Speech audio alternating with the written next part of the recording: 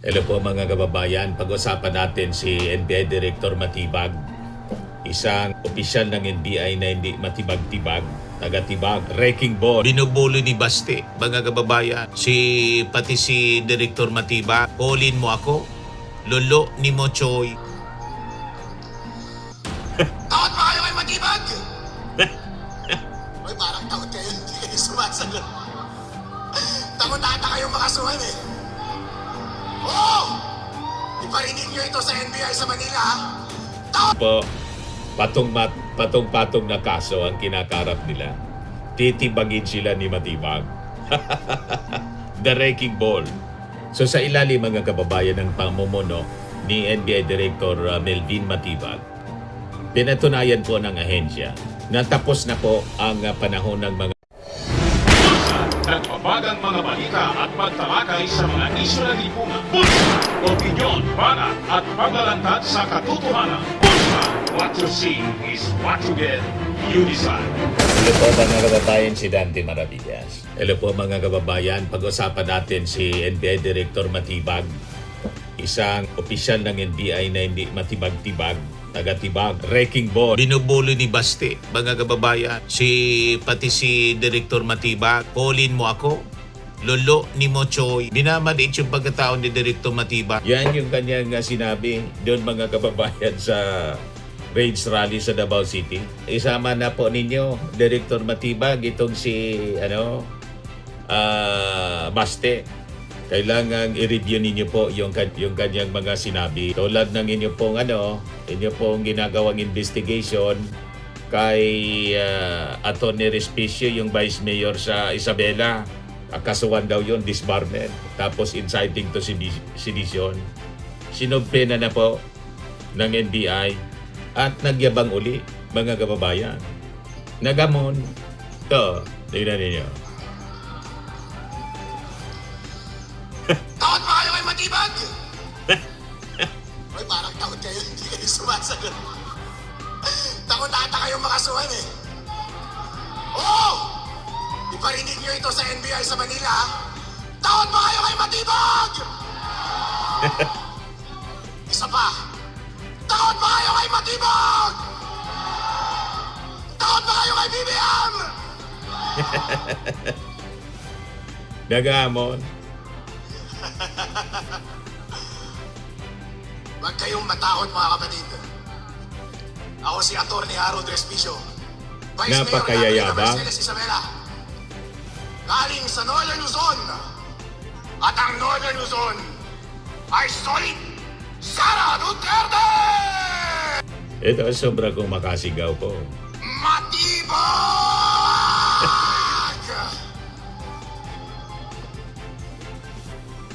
Matibag! At hindi. Doon sa Northern Luzon ay hindi natatakot! Napakayabang. Kahapon, si Matibag, kinasuhan ako. Inciting to sedition! Inciting to rebellion! Bigyan natin siya ulit ng dahilan para kasuhan ako today. Gusto niya yan? Alright. Kinakabahan yung mga nakaupo sa harap. Si Mike ang dami ng kaso. Nakasuhan rin yan kahapon eh. Nakasuhan rin si Senator Marcoleta. Para takutin kayong lahat. Pero natatakot ba kayo? Natatakot ba kayo? Alright. Maganda yan. Kapag sinabi ko Matibag, sagutin ninyo yung damdamin nyo sa kanya. Pwede niyong sabihin, I love you. Or pwede niyong sabihin ng ibang bagay, okay? Lakasan ninyo, ha? Hindi yun inciting. Kasi tinatanong ko kayo, sumasagot lang kayo. Freedom of speech yun, di ba? Alright. Matibag! Alright. Isa pa. Lakasan ninyo, ha? Matibag!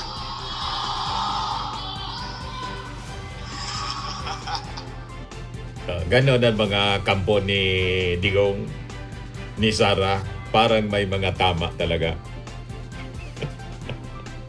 Pari-parehas at pari-parehas mayabang. At ngayon po, patong-patong na kaso ang kinakarap nila. Titibagin sila ni Matibag. The wrecking ball. So sa ilalim mga kababayan ng pamumuno ni NBI Director Melvin Matibag, pinatunayan po ng ahensya na tapos na po ang panahon ng mga tinatawag na sacred cow, yung mga untouchable.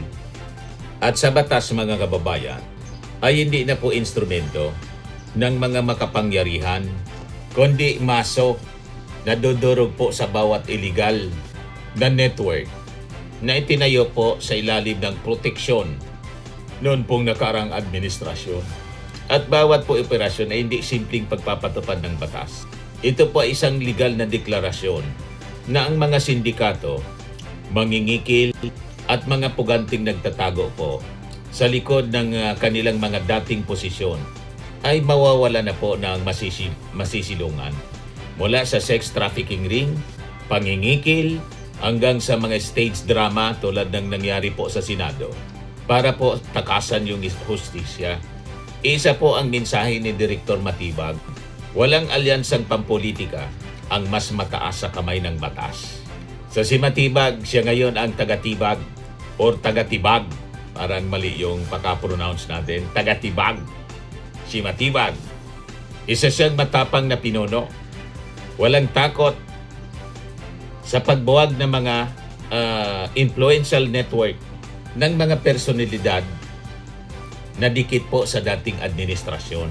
Walang immunity ang mga kapituko sa nakaraang rehimen mga kababayan.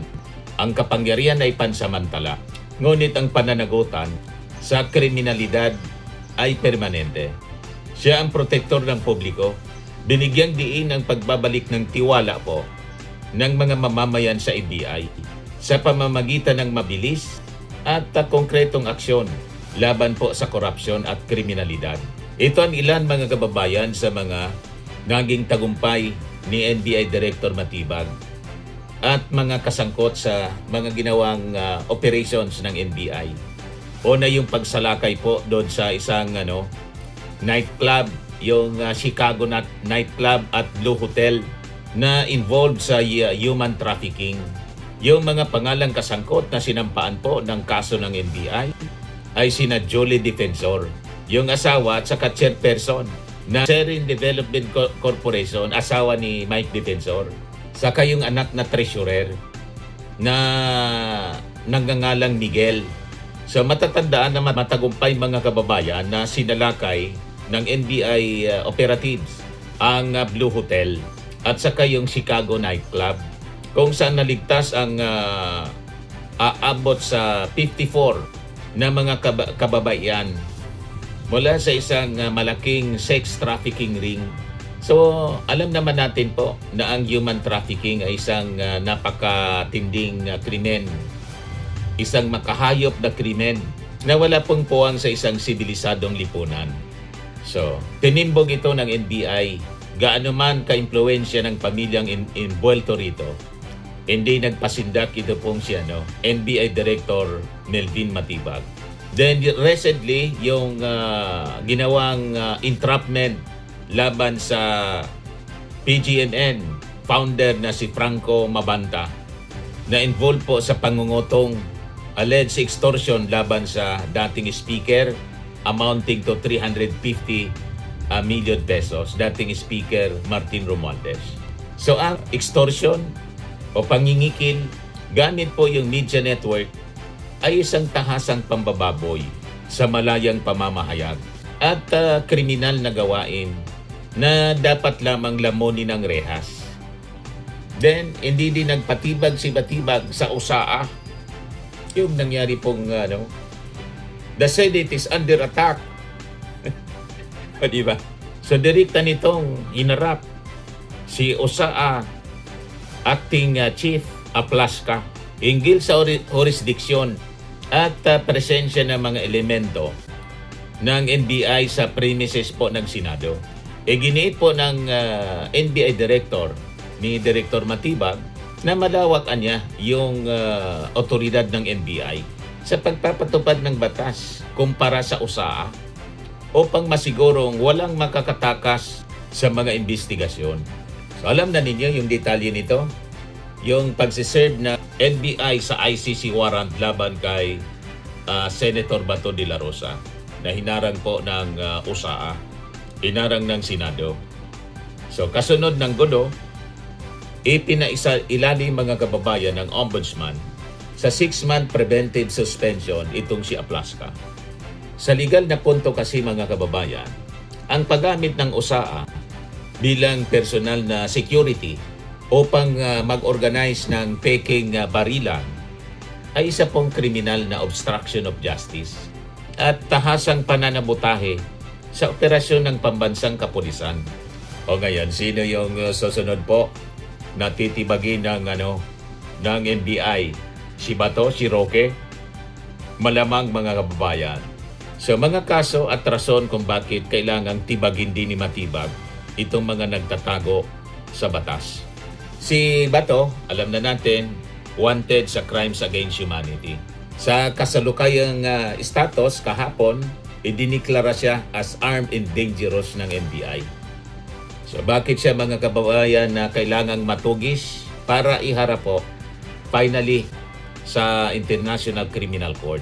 So ayon po kay Matibag, walang dahilan para magtago itong si Bato kung malinis yung kanyang konsensya po. At sa kaobligasyon po ng NBI na ipatupad ang batas nang wala pong kinatatakutan. At ang pagtakas ni Bato ay indication of guilt. Kung tunay kang kinatawan ng batas at isang general, kailangan harapin mo ang batas kaysa gumamit ng mga huwad na barilan para lang makatakas at makapagtago na parang duwag. At ngayon yung latest, yung kasong disbarment and inciting to sedition na pinail mga kababayan, pinasumpena itong si Respicio. Then siyempre, itong si Atty. Harry Roque na wanted din mga kababayan sa qualified human trafficking. So, kay Director Matibag mga kababayan, walang pader na hindi matitibag. Sa lahat na nagkasala sa bayan, siguradong aabutan ng kamay ng batas ng tunay na hustisya. Burning and lifting cream, pinapahid po sa mga pulses in affected area. Mainam po sa paninigas ng mga kaso-kasuan. Ito naman po, Automax Radiant Serum. Sa mukha naman yung application, anti-aging po siya. You will look 10 years younger than your age. Sa mga cancer patients naman po, baka lang gusto ninyo itong itry. Naing siya red mixed fruit drink. Hindi mo po siya gamot, food supplement siya. Kaya lang, gawa siya mga kababayan sa goji berry. Yung goji berry, may anti-cancer properties. O ngayon, yung mga inquiries ninyo, dumiritso na lang kayo sa aming messenger sa Facebook para masagot namin agad. Ayos pa? Ayos na ayos niya, Mr. Maravilla. Sa mga naghanap po ng malinis and spacious fitness gym, pumunta lang po kayo sa aming Colossal Fitness Gym. May Grab car rental din po kami. But anyway, ito po pala yung aming bagong product na binibenta online. I am worldwide amazing pure organic barley powdered drink mix from Australia. Negosyo to ng aking anak na architect entrepreneur Riz Maravillas. Ayan po. Kontakin na lang po ninyo siya, Riz Maravillas on Facebook. Ang mga health benefits niya, boost immunity, improves digestion, enhance energy levels, pack with antioxidants, prevent cancer. Ito naman po yung bago naming product na binibenta online.